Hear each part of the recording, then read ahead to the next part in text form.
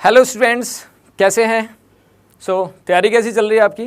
आप सभी जानते हैं 16 अक्टूबर को आपका IBPS PO प्री का पहला एग्जाम है। उसके बाद आपके एग्जाम्स होने हैं 16 अक्टूबर, देन उसके बाद कंटिन्यूसली आपके एग्जाम है। ठीक, तो होपफुली आप अच्छे से तैयारी कर रहे होंगे, लेकिन फिर भी कभी कभी आपको कन्फ्यूजन आता होगा, थोड़ा आप सोचते होंगे कि कैसे स्ट्रेटजी बनाएं, कैसे वर्कआउट करें, और जो हमने पढ़ा है उसका इम्प्लीमेंटेशन कैसे करना है एग्जाम में। तो उसी चीज़ पे हमें डिस्कस करना है कि हम किस तरह से अच्छा वर्कआउट कर सकते हैं।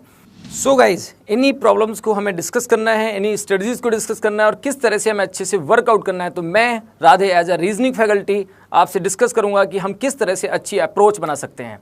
तो आप जानते ही हैं कि जब भी हम एग्जाम देने जाते हैं तो उससे पहले हमारे दिमाग में क्या आता है कि हमें टाइम मैनेजमेंट क्या रखना है, क्योंकि बैंकिंग का एग्जाम आप सभी जानते हैं कि बैंकिंग में कम समय में हमें नंबर ऑफ क्वेश्चन ज़्यादा करने होते हैं। तो सबसे जो पहला पॉइंट है वो है टाइम मैनेजमेंट। टाइम मैनेजमेंट की अगर बात करें, हमारे पास कितने सेक्शन है गाइस? यस, 3 सेक्शंस हैं। पहला सेक्शन कौन सा है? रीजनिंग, सेकंड सेक्शन मैथमेटिक्स और थर्ड सेक्शन है आपका इंग्लिश। तो इन तीनों सेक्शन में हमें किस तरह से टाइम मैनेजमेंट करना है, किस तरह से हमें नंबर ऑफ क्वेश्चन ज़्यादा से ज़्यादा करना है, क्योंकि आप भी जानते हैं 60 मिनट्स में 100 क्वेश्चन हैं। तो 60 मिनट्स में 100 क्वेश्चन करने के लिए हमारी स्ट्रेटजी और अप्रोच बहुत क्लियर होनी चाहिए। सो गाइस, पहली बात करते हैं हम रीजनिंग की। रीजनिंग में नंबर ऑफ क्वेश्चन कितने हैं? 35 नंबर ऑफ क्वेश्चन हैं। और मैथमेटिक्स में इसमें भी 35 नंबर ऑफ क्वेश्चन हैं। और जहाँ हम इंग्लिश की बात करते हैं इसमें 30 नंबर ऑफ क्वेश्चन हैं। सो ओवरऑल कितने हो गए? 100 क्वेश्चन। और टाइम हमारे पास क्या है? 60 मिनट्स का। हमें एग्जाम से पहले हमारे पास एक ओवरव्यू होना चाहिए, एक स्ट्रेटजी होना चाहिए, एक प्लान होना चाहिए, जिसके थ्रू हम अच्छे से अपने आप को एग्जीक्यूट कर सकते हैं और चीज़ों को वर्कआउट कर सकते हैं। पहले बात करते हैं हम रीजनिंग की। रीजनिंग में अब जैसे कि अब गाइस सभी जानते हैं reasoning is one of the interesting topic.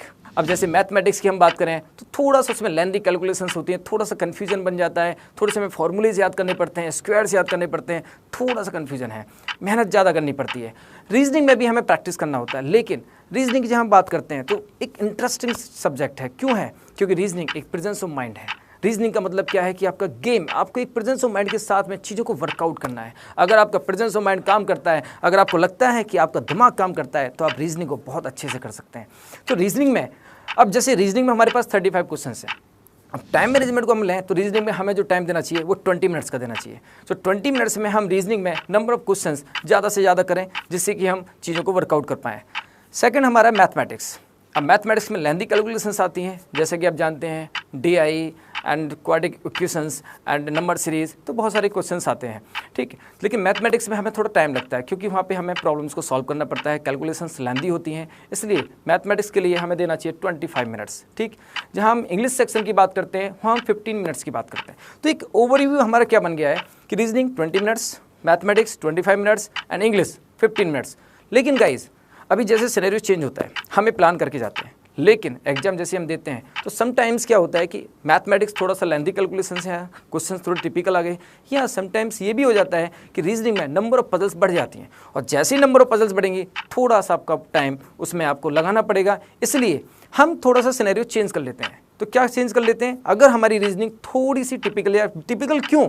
क्योंकि नंबर ऑफ पजल्स उसमें बढ़ जाएंगे। अगर नंबर ऑफ पजल्स आपकी बढ़ जाती हैं तो आपको वहीं रीजनिंग में 25 मिनट्स, मैथमेटिक्स में 20 मिनट्स और इंग्लिश में आपको 15 मिनट्स, क्योंकि प्री क्वालिफाई करना है, जिससे कि हम मेन का सौभाग्य प्राप्त कर सकें। तो इसलिए हमें प्री को क्वालिफाई करने के लिए थोड़ा सा स्ट्रेटजिकल माइंड हमें रखना पड़ेगा, कि जिसमें कि हम कम समय में नंबर ऑफ क्वेश्चन ज़्यादा करें, राइट, और हमारी जो कट ऑफ है, इंडिविजुअल कट ऑफ है, वो क्लियर हो, साथ साथ हमारी ओवरऑल कट ऑफ भी क्लियर हो जाए। तो टाइम मैनेजमेंट क्या समझ में आया कि रीजनिंग में आपको 20 मिनट्स, और अगर नंबर ऑफ पजल्स बढ़ जाती हैं तो वहाँ आपको 25 मिनट्स भी देना पड़ सकता है। और मैथमेटिक्स में यही सिनेरियो 20 to 25 मिनट्स, इंग्लिश में 15 minutes. So guys, time management के बाद अब हम बात करते हैं जो बेसिक हमारा जो फोकस है आज का एज अ रीजनिंग फैकल्टी। तो हम डिस्कस करेंगे कि रीजनिंग में हम अच्छे से अच्छा स्कोर कैसे कर सकते हैं, और हमारे एक्सपेक्टेड टॉपिक्स या पैटर्न क्या है, जिससे कि हमारा प्री प्लान हो और हम पहले से चीज़ों को जान लें कि किस तरह से हमें वर्कआउट करना है। सो गाइस, रीजनिंग की जब हम बात करते हैं तो जैसा कि आपने SBI PO, SBI क्लर्क का एग्जाम दिया, और उससे पहले भी आपने नंबर ऑफ एग्जाम दिए होंगे, तो आपने देखा होगा कि थोड़ा सा पैटर्न हमारा बदल जाता है, थोड़ा सा पैटर्न चेंज हो जाता है। तो उस चेंजिंग पैटर्न में हम किस तरह से स्ट्रेटजी हमें बनानी है, किस तरह से हमें वर्कआउट करना है, क्या हमारे एक्सपेक्टेड टॉपिक्स होने चाहिए। पहली बात करते हैं हम, पहला एक्सपेक्टेड टॉपिक बात करते हैं, तो वो है सिलोजिज्म एंड इनइक्वलिटीज़। तो syllogism oblique inequalities, it means इसे हम 5 मार्क्स में लेते हैं। अब जैसा कि हमारा जो फोकस है वही है इनइक्वलिटीज़ हमारा आना चाहिए, लेकिन रेयर केसेस में ये हो सकता है कि सिलोजिज्म आ जाए और वो टॉपिक ना आए, तो हमें 5 मार्क्स में सिलोजिज्म एंड इनइक्वलिटीज़। अच्छा, सेकंड है हमारा सर्कुलर सिटिंग अरेंजमेंट, और उसके बाद आता है लीनियर सिटिंग अरेंजमेंट। दोनों पार्ट हैं सिटिंग अरेंजमेंट के, सर्कुलर एंड लीनियर। तो ऐसा कोई एग्जाम नहीं है जिसमें सर्कुलर सिटिंग अरेंजमेंट के क्वेश्चंस ना आए। तो सर्कुलर सिटिंग अरेंजमेंट में हमें कैसे वर्कआउट करना है? अब जैसा कि हम प्रीवियस ईयर के एग्जाम को देखें तो हमारे सर्कुलर सिटिंग में भी डिफरेंट टाइप के क्वेश्चंस हैं। सर्कुलर सिटिंग में सिर्फ पर्सन्स को बैठाना है, सबका फेसिंग क्या होगा? इनसाइड होगा। या सर्कुलर सिटिंग में कुछ का फेसिंग इनसाइड है और कुछ का फेसिंग आउटसाइड है, ठीक। या फिर सर्कुलर सिटिंग अरेंजमेंट में हमें रिलेशंस डिफाइन करने हैं, जेंडर्स डिफाइन करने हैं, या फिर सर्कुलर सिटिंग में हमें रिलेशंस मीन्स फैमिली चार्ट भी डिफाइन करना है, प्रोफेशंस भी हमें रिलेट करने हैं, हमें वेरिएबल भी रिलेट करना है। तो ये सर्कुलर सिटिंग का पार्ट। अब इसमें हमारा एक्सपेक्टेड पैटर्न क्या है कि क्या हम प्री में क्या आना चाहिए, क्या आ सकता है? तो सर्कुलर सिटिंग अरेंजमेंट में हमारा क्या आ सकता है कि जहाँ पे सर्किल है, सर्किल में पर्सन्स हैं, सबका फेसिंग इनसाइड, और साथ में उनके हमें रिलेशंस रिलेट करने हैं। लेकिन गाइस जैसे बोलता है ABCDEFG and H are sitting around a circle facing the centre. अब इन 8 लोगों में से ये जो 8 लोग हैं उनमें से 7% किसी एक पर्सन के रेस्पेक्ट में रिलेट किए गए हैं। तो जैसे कहेगा कि जो 7% है, रिमेनिंग 7% है, वो H की रेस्पेक्ट में H से रिलेट करते हैं, they are related to H in some और अदर वेज। तो आपके H के रेस्पेक्ट में, जैसे H के रेस्पेक्ट में H का ब्रदर है, H का सन है, H की मदर है, H के हस्बैंड है, तो H की डॉटर है, तो सभी एक ही पर्सन के रेस्पेक्ट में रिलेशन रिलेट करने हैं। सो गाइज हमें क्वेश्चन देखते ही पहचान लेना चाहिए, हमें क्वेश्चन देखते ही समझ में आ जाना चाहिए कि ये क्वेश्चन हमसे होना चाहिए या नहीं होना चाहिए, करना चाहिए नहीं करना चाहिए। तो जैसे हम बात करें सिटिंग अरेंजमेंट की, जब अगर हमें फैमिली चार्ट रिलेशंस डिफाइन करने हैं, सिटिंग अरेंजमेंट में पर्सन के साथ में रिलेशंस डिफाइन करना है, फैमिली चार्ट डिफाइन करना है, तो थोड़ा सा वो टिपिकल हो जाता है, लेकिन वो पार्ट किसका हो गया? मेन का हो गया। हम प्री की बात करें तो प्री में अगर आपके सर्किल में पर्सन है और एक ही पर्सन के रेस्पेक्ट में रिलेशंस को रिलेट किया गया है, तो गाइज आप उसे डेफिनेटली कर सकते हैं। आपको बिल्कुल भी नर्वस नहीं होना चाहिए, क्योंकि उसमें 2 या 3 पॉसिबिलिटीज़ होंगी और उसको आप विद इन टाइम में बिल्कुल एकदम से सॉल्व कर सकते हैं। तो सर्कुलर सिटिंग में एक्सपेक्टेड क्या है कि जहाँ पर्सन है और पर्सन को हमें रिलेट करना है, एक पर्सन के रेस्पेक्ट में रिलेशंस को डिफाइन करना है और उनको अरेंज करना है, ठीक। अगर ऐसा नहीं हुआ तो दूसरा एक्सपेक्टेड क्या हो सकता है कि एक ही सर्कल में कुछ का फेसिंग इनसाइड और कुछ का facing outside, some of them inside and some of them outside. Now guys बात करते हैं लीनियर अरेंजमेंट की, लीनियर सिटिंग अरेंजमेंट। अब लीनियर सिटिंग अरेंजमेंट में वैसे तो बहुत टाइप के क्वेश्चंस होते हैं, जैसा स्ट्रेट रो है, सभी का फेसिंग क्या होगा? 7 या 8% होंगे, सभी का फेसिंग या तो नॉर्थ होगा या सभी का फेसिंग क्या होगा? साउथ होगा। या फिर रो एक ही है, कुछ का फेसिंग नॉर्थ और कुछ का फेसिंग साउथ, ठीक गाइज। या फिर क्या होता है? पैरेलल रो होगा, 2 रो होंगी और दोनों रो में या तो एक रो में 4% है या 5% है या फिर 6% है, तो टोटल लोग या तो 8 होंगे, 10 होंगे या फिर कितने होंगे? 12। तो पैरेलल रो में पर्सन्स को बिठाना है या फिर पर्सन के साथ में कोई ना कोई वेरिएबल सेट करना है। तो वेरिएबल की बात तो हम प्री में नहीं करेंगे, हाँ हम इतना कह सकते हैं कि आप जब लीनियर की बात कर रहे हैं तो लीनियर में या तो स्ट्रेट रो है, सबका फेसिंग नॉर्थ, या फिर एक ही रो में कुछ का फेसिंग नॉर्थ कुछ का फेसिंग साउथ, या फिर पैरेलल रो जिसमें सिंपल आपको पर्सन्स बैठाने हैं। और in comparison to circular sitting arrangement linear sitting arrangement आसान होता है, हम इजीली उसे कर सकते हैं अगर हमारी अप्रोच क्लियर है। सो गाइज सिटिंग अरेंजमेंट के बाद हम बात करते हैं पजल्स की। तो गाइज जैसे कि पजल्स आप नंबर ऑफ पजल्स आती हैं और स्टूडेंट डरता है पजल सुनाए प्लीज़, पजल सुनाए प्लीज़, पजल सुनाए, लेकिन डरने की बात नहीं है, जो आएगा वो करना है। तो हम पजल्स में, तो puzzles means part of tabulation, sitting arrangement एक अलग पार्ट हो गया, टैबुलेशन एक अलग पार्ट हो गया। तो टैबुलेशन पजल्स में हमें क्या, इसमें हमारी 2 पजल एक्सपेक्टेड हैं, एक पजल 5 मार्क्स, दूसरी पजल 5 मार्क्स। तो पजल कौन सी? एक तो जनरल पजल, जैसा कि हम पजल्स के टाइप्स जानते हैं, general puzzles, floor based, days based, categorised, distributing, relation based, month based, ये सारी नंबर ऑफ पजल्स हैं। तो हम जहाँ पीओ प्री की बात करते हैं तो वहाँ पे हमारी पजल एक्सपेक्टेड है फ्लोर बेस्ड, कि जहाँ फ्लोर होंगे, फ्लोर पे पर्सन और पर्सन के साथ में आपको वेरिएबल सेट करने पड़ सकते हैं, ठीक, फ्लोर बेस्ड। या फिर जनरल पजल्स, जनरल पजल्स में पर्सन है, पर्सन के साथ में रिलेशंस है, पर्सन के साथ में प्रोफेशन है या कोई ना कोई वेरिएबल है, सिटी है, कंट्री है, वो आपको रिलेट करना है। या फिर आपकी categorise puzzles, categorise puzzles mean जहाँ पे डिपार्टमेंट, स्कूल या कॉलेज में 7 या 8 पर्सन्स को कैटेगराइज करना है। तो हमारी 2 पजल एक्सपेक्टेड हैं रीजनिंग में। अच्छा, उसके बाद अगर हम बात करते हैं तो बात करते हैं कोडिंग डिकोडिंग की। तो कोडिंग डिकोडिंग एक चैप्टर जिसमें आपका वर्ड्स कॉमन कोडिंग होता है, पैराग्राफ कोडिंग होता है, और वो हमारे 5 मार्क्स में एक्सपेक्टेड है, वो हम इजीली आराम से कर सकते हैं, ठीक। उसके बाद अगर हम बात करें तो बात करते हैं ऑर्डर रैंकिंग, ब्लड रिलेशन या डायरेक्शन टेस्ट। तो इन तीनों में से हमारे क्वेश्चन पूछे जा सकते हैं 5 क्वेश्चंस। सो नाउ ये तो हमारे एक ओवरव्यू स्ट्रेटजी हो गया, right.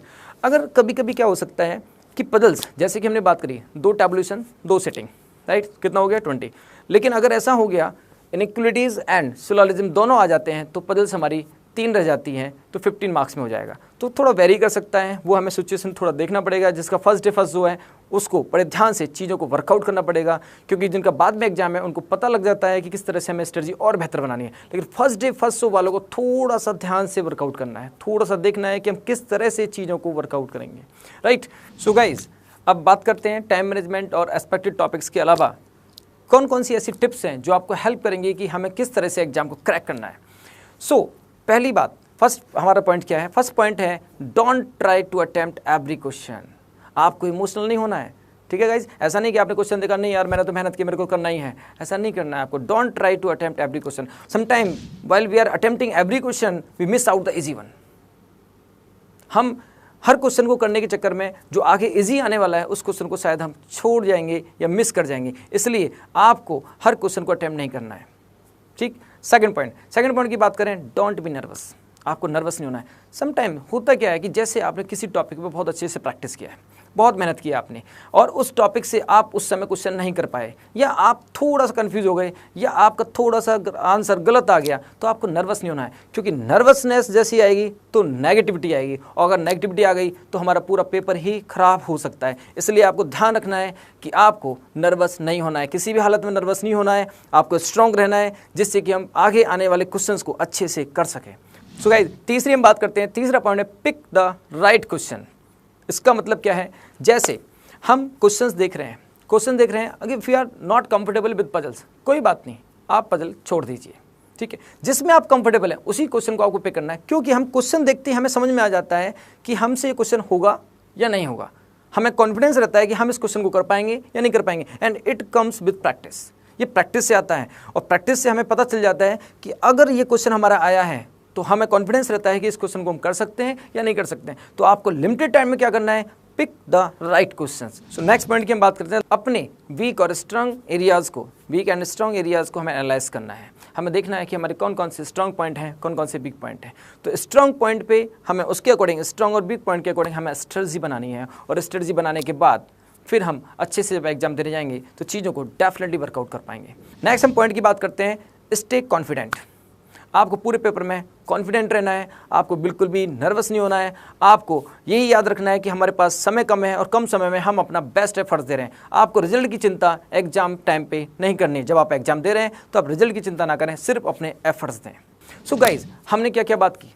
Time management, expected topics और कुछ टिप्स जो हमें ध्यान में रखना है, जिसके थ्रू हम चीज़ों को अच्छे से प्लान आउट करेंगे और हम अपने आप को डिफ्रेंशिएट कर पाएंगे। सो गाइज, लास्ट में एक बात आपसे कहना चाहेंगे, जैसे कि आप जानते हैं संघर्ष तो करना ही पड़ेगा और प्रैक्टिस करनी ही पड़ेगी। तो एक बात याद रखिएगा कि सिलेक्शन लेना आसान नहीं होता, सिलेक्शन लेना आसान नहीं होता, यूं ही कोई महान नहीं होता। जब तक ना पड़े हथौड़े की चोट, पत्थर भी कभी भगवान नहीं होता। सो प्रैक्टिस करिए, संघर्ष करिए, हम आपके साथ हैं और डेफिनेटली आप वर्कआउट करेंगे। सो गाइस, प्रैक्टिस करिए, और अगर आप किसी भी तरह की प्रॉब्लम फेस करते हैं, आप थोड़ा सा कंफ्यूज होते हैं कि हमें किस तरह से स्ट्रेटजी बनानी चाहिए, या आप थोड़े से भी परेशान हैं, तो कोई बात नहीं, आप गाइस यहाँ पे कमेंट कर सकते हैं और हम आप उसके कमेंट का जवाब देंगे और आपको वर्कआउट करेंगे, और हम देखेंगे किस तरह से हम आपकी हेल्प कर सकते हैं। सो गाइस, परेशान मत होइए, मेहनत कीजिए, हम आपके पूरी तरह से साथ हैं। अड्डा 24/7 लाइक करते रहिए। Thank you.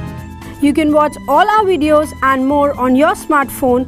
All you need to do is download the Adda 247 app from Google Play Store. This app is the #1 trending educational app in India and is also our official app for bankersadda.com and sscadda.com. You can visit our website bankersadda.com, hit the subscribe button on our YouTube channel and like our Facebook page for the latest updates. We look forward to your views and comments.